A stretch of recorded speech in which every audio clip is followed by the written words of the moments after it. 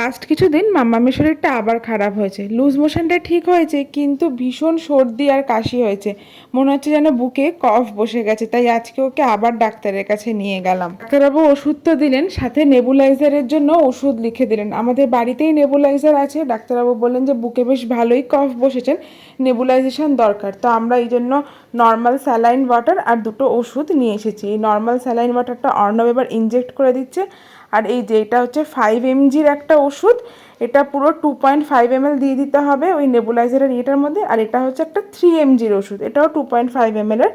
পুরোটা দিয়ে নিয়ে ভেতরটা যখন ফিল হয়ে যাবে তারপরে নেবুলাইজারের মেশিনটা অন করে মাম্মামকে নেবুলাইজার দেওয়া হয়েছিল। নর্মাল মোড অন করে দিয়েছিলাম, তবে আমরা বাড়িতে ফার্স্টে ভেপার দেওয়ার চেষ্টা করেছিলাম কিন্তু সেটাতে আমরা সাকসেসফুল হইনি।